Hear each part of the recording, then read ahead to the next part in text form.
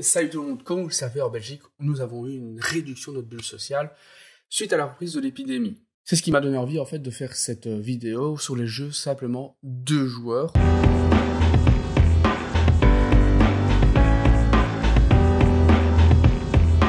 Je pense que vous avez été nombreux dans le cas comme moi à ne pas pouvoir voir vos amis, pas de faire soirée de jeu, pas aller dans les bars à jeux et ainsi de suite. Heureusement qu'on a notre compagnon ou notre compagne qui nous ont permis un peu de compenser cette perte de moments ludiques.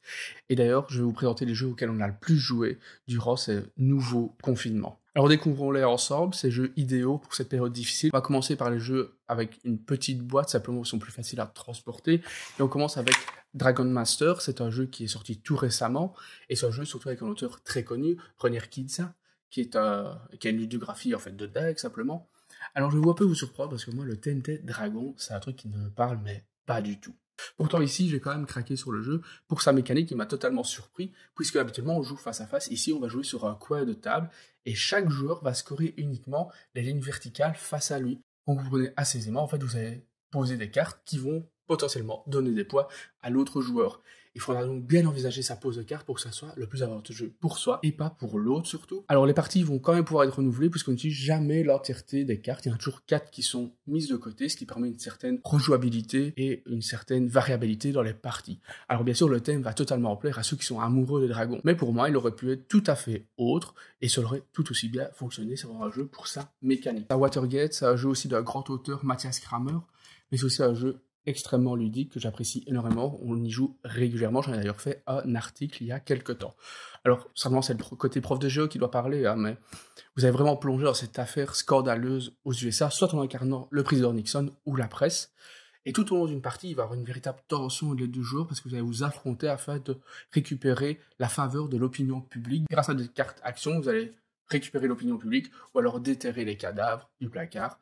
Pas de chance pour Nixon. On passe ensuite à passage secret. Ici, on incarne des voleurs utilisant des passages secrets pour vous déplacer dans la ville et surtout pour voler des butins. C'est un jeu principalement de contrôle de territoire, mêlant des principes à la fois de connexion, mais aussi de collection. Et on n'oublie pas aussi un certain système de blocage qui va être très appréciable. On apprécie aussi sa rejouabilité grâce à une certaine mise en place qui permet de changer chaque fois les tuiles, les cartes objectifs ou encore la position des butins, ce qui fait qu'on n'a jamais 2 fois la même partie. Comme dans Dragon Master, la pose d'un tunnel va devenir aussi un avantage pour nous, donc il va falloir bien réfléchir à ce que vous allez devoir faire pour ne pas donner trop de possibilités à l'autre. Un autre point qui nous a plu, c'est la présence d'un décompte en fait en milieu de partie qui permet de mettre une certaine tension, poussant le joueur le moins avancé en fait à être plus compétitif afin de remonter là. Cookie Addict, un jeu tout récent, familial mais surtout super gourmand. On va parler de Cookie, l'auteur Pierre Ludgen et la maison d'édition belge, c'est super important de le souligner, ont mis une tuile avec une recette de cookies. Ils se doutaient évidemment qu'on avait envie d'en manger après, donc ils ont pensé à tout. Alors dans ce jeu, l'objectif va être de récolter, comme vous le comprenez, des cookies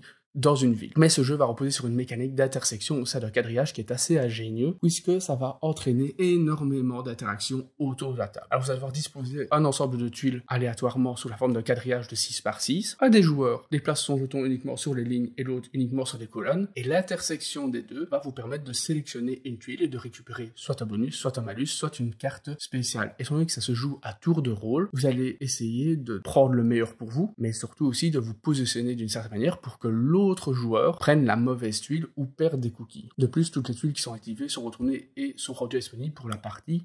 Et alors quand c'est plus déplacé, c'est ce qui met fin à la partie. Alors on a clairement apprécié cette interaction qui est très présente entre les deux joueurs. J'apprécie ça énormément dans tous les jeux. Alors au début de partie, vous avez toujours tendance un peu de faire les hamsters, on récupère plein de nourriture et au fur et à mesure que la partie avance, vous vous rendez compte que vous avez de moins en moins de possibilités et vous allez essayer de vraiment faire des coups bas à votre adversaire pour qu'il prenne les mauvaises tuiles. Pour ce qui est de la rejouabilité, elle est bien présente puisque à chaque fois vous allez mélanger toutes les tuiles et rajouter 5 tuiles spéciales hors d'un certain set pour que la partie soit à chaque fois différente. Un autre point fort du jeu, c'est qu'il est familial et surtout qu'il y a une certaine facilité de compréhension des règles. Et aussi qu'il y a 2 propositions de mode de jeu, de durée de jeu en fait, ce qui permet à des parents de pouvoir y jouer sans se dire « Ah, j'en ai pour autant de temps ». Ils peuvent moduler la durée d'une partie, ce qui est vraiment super chouette. On passe à Paris Ville Lumière. Passons à Paris Ville Lumière.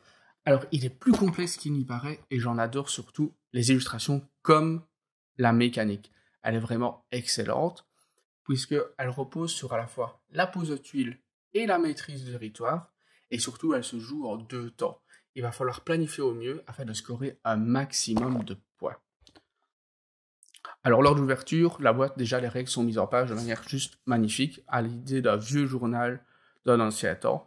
Et ensuite, vous retrouvez aussi des cartes postales tout aussi belles qui vont être faites les pouvoirs lors de la deuxième phase. Et ce que j'apprécie, c'est que la boîte de jeu elle-même et le plateau de jeu, c'est toujours super sympa, ce genre de principe. Alors dans cet espace, à tour de rôle, vous allez poser une tuile ou alors prendre un bâtiment qui vous servira lors de la deuxième phase. Alors dans cette première phase, elle va fonctionner sur un principe de planification. Lié à l'agencement de votre tuile, il faudra connecter intelligemment les éléments de votre couleur autour de la lampadaire, car lors de la seconde phase, vous pourrez poser vos bâtiments uniquement sur les espaces qui sont à vous, ou alors les mixtes, on verra ça. De plus, pour scorer, il faudra que le bâtiment soit adjacent à un ou plusieurs lampadaires, d'où le titre Ville-Lumière, sans oublier les effets des cartes postales que vous réservez lors de la seconde phase. Alors c'est un jeu très agréable avec de la stratégie et demandant une bonne gestion de l'espace, car vous devrez sélectionner et agencer vos tuiles sans pouvoir poser les bâtiments. Ils ne seront posés que lors de la deuxième phase. C'est un véritable casse-tête, comment vous le mettre pour scorer, surtout à ne pas trop être gourmand, puisque les bâtiments non utilisés vont être considérés comme des malus lors du scoring de la partie. Alors le matériel est vraiment de qualité et super joli, apparemment. Avec ces bâtiments en double layer, c'est vraiment super sympa. Alors je recommande tout à fait ce jeu, mais je tiens à souligner deux choses. C'est conseillé comme un 8+, mais pour moi, c'est plutôt un jeu pour les 10+, et le second point, c'est lié à mon daltonisme. Dans le jeu, quand vous agencez les cartes, il y a 3 couleurs, il y a du bleu, du violet et de l'orange. Alors j'arrive à distinguer l'orange du violet et du bleu, mais le bleu et le violet, j'avais un peu plus de mal à les distinguer. Il m'a fallu un peu de temps pour voir la différence entre les deux, et au moindre reflet, c'était quand même assez catastrophique. Mais après un petit temps d'adaptation, tout s'est quand même bien passé, donc je vous le recommande vivement. Et on passe maintenant au dernier jeu, qui est un jeu abstrait quantique. Alors c'est un jeu de la série de cette gamme éditée chez Gigamic, qui est connu avec d'autres, comme je vais prendre Corridor par exemple. Alors des fois, c'est tout à fait agréable simplement de jouer à un jeu sans thématique où on laisse totalement la place à la réflexion et à la mécanique. Cette chose développe en fait l'esprit logico-mathématique ainsi que la spatialisation, qui sont des compétences qui me sont chères. Alors ça permet aussi d'initier à ce type de jeu vos enfants ou vos proches sans passer par des jeux extrêmement compliqués ou extrêmement abstraits. Je prends le cas des échecs, il faut avoir une certaine maîtrise pour sortir à l'aise. Ici, on peut y jouer sans aucun problème. C'était le dernier jeu de ma sélection durant cette période de reconfinement, plus ou moins. J'espère en tout cas que ça vous a plu, que vous avez envie d'y jouer. Et en tout cas, n'hésitez pas à vous abonner, à liker, partager, ou encore à aller voir d'autres playlists comme celle des jeux pour apprendre autrement qui reviendront à la rentrée. Merci et à la prochaine.